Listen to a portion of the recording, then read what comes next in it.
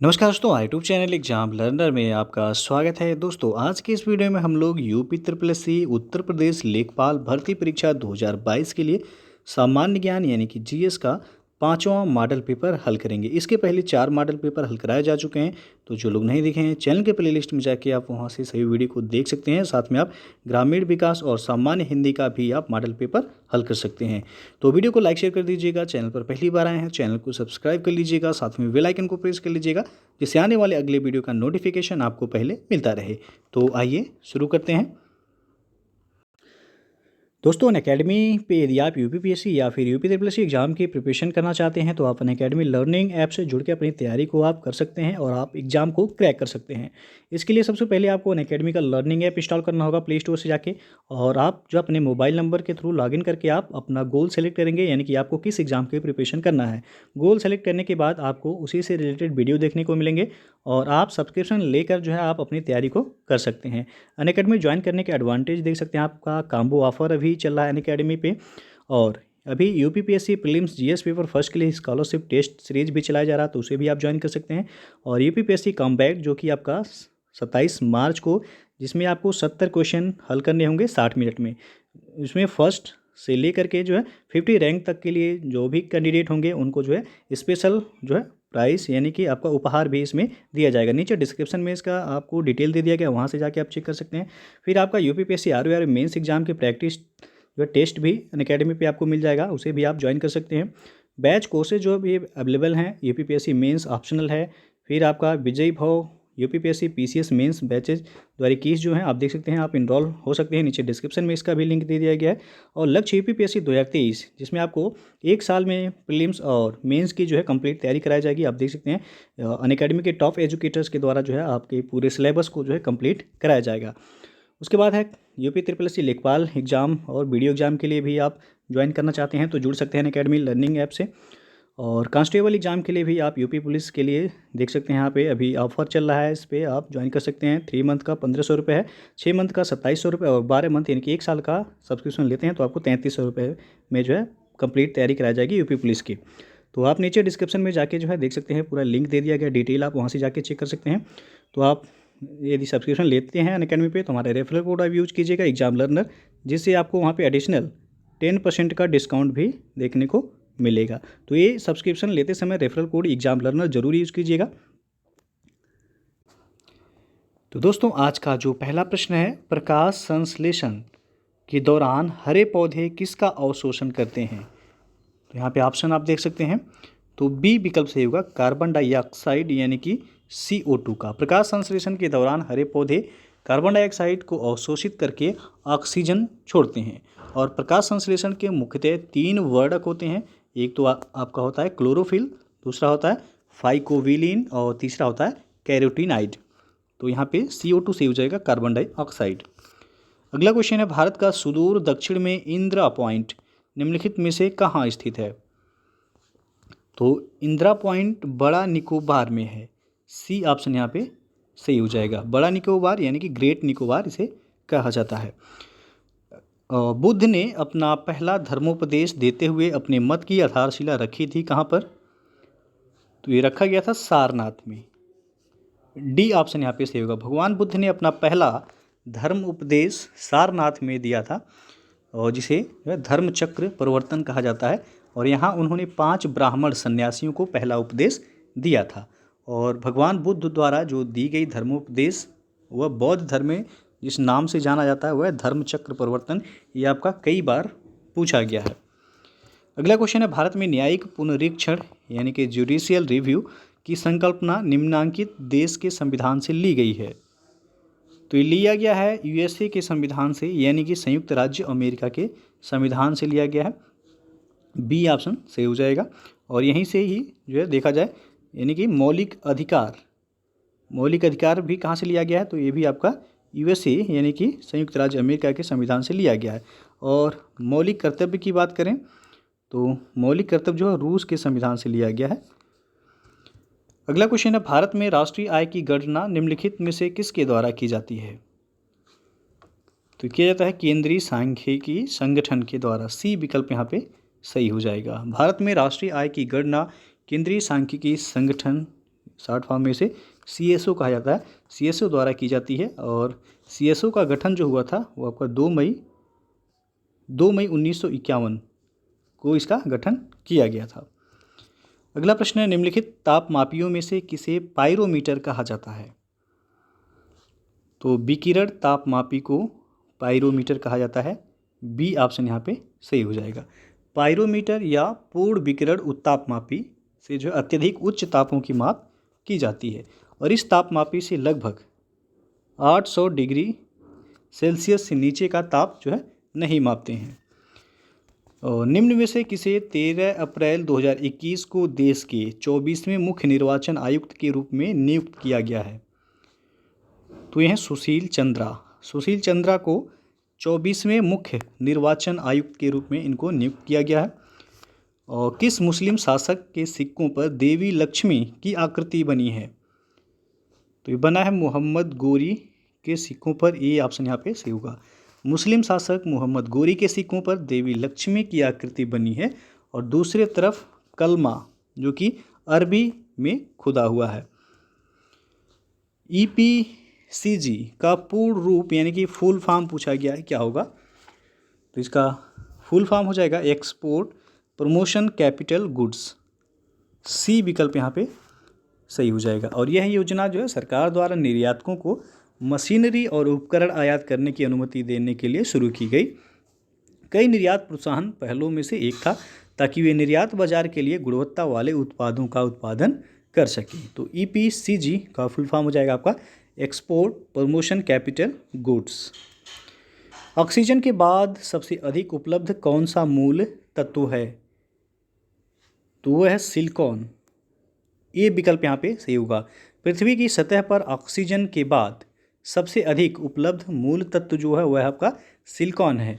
और सिलिकॉन की खोज 1824 ईस्वी में J.J. वर्जेलियस किसके द्वारा इसकी खोज की गई थी? तो J.J. वर्जेलियस के द्वारा सिलिकॉन की खोज की गई थी। कब?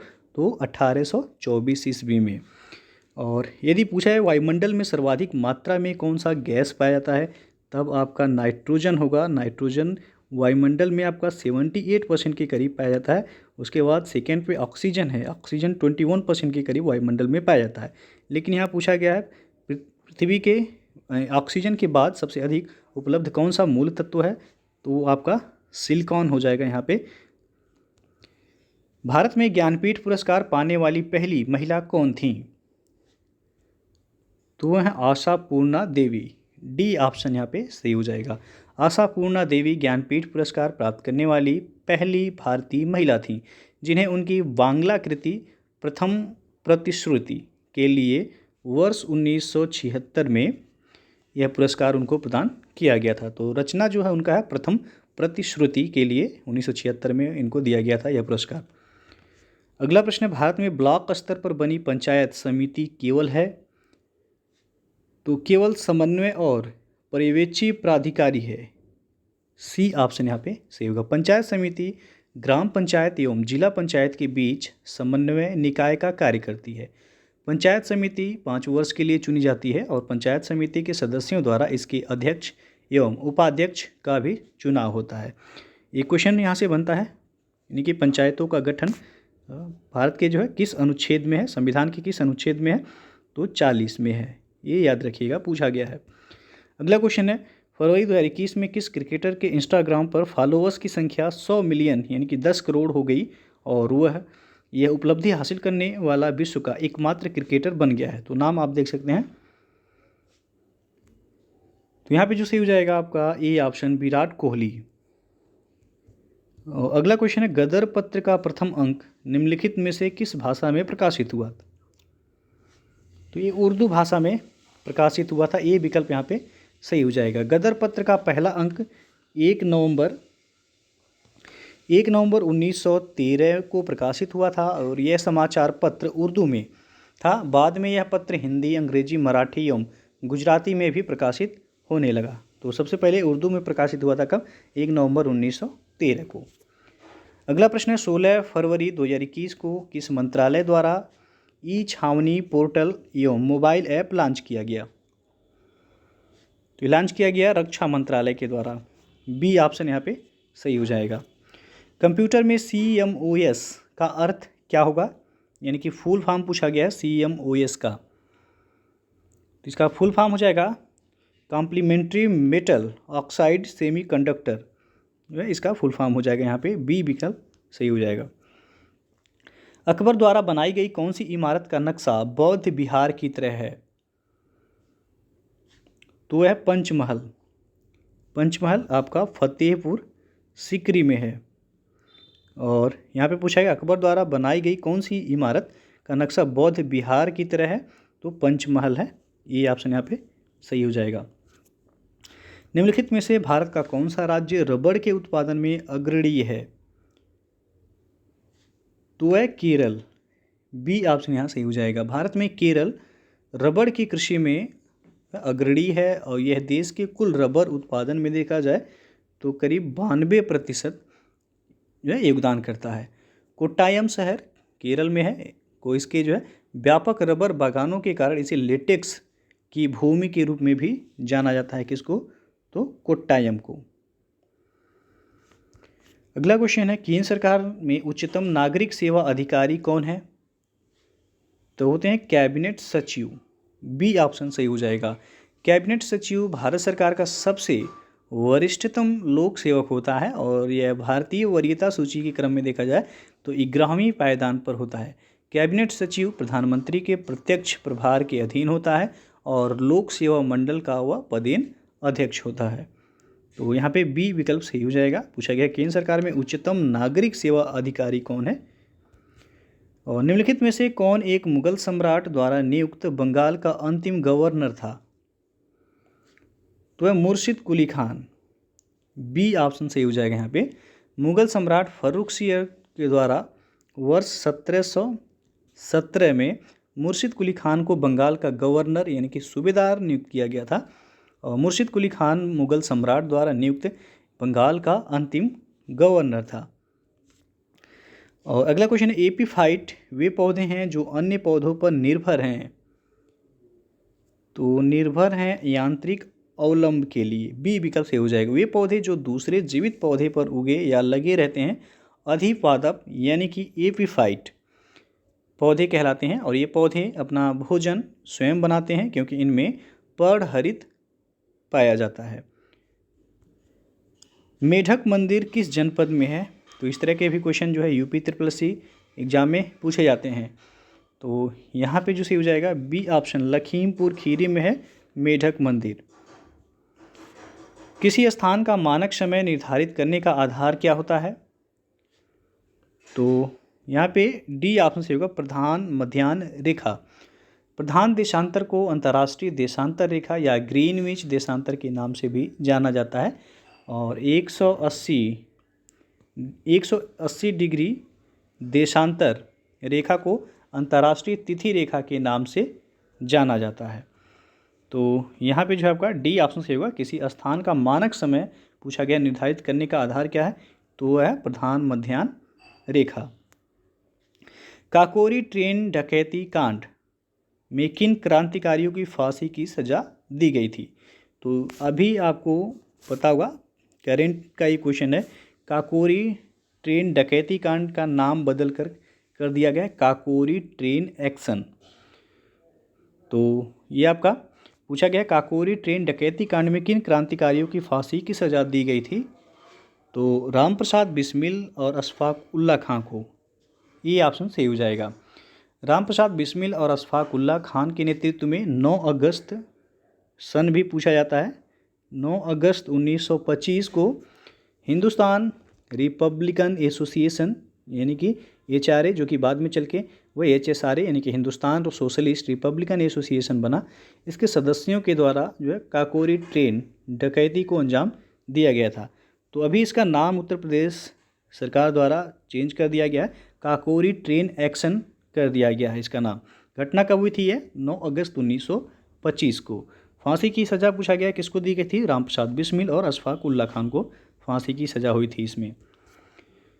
और अगला क्वेश्चन है फरवरी 2021 में किस देश ने आधिकारिक रूप से पेरिस समझौते को पुनः अपनाया,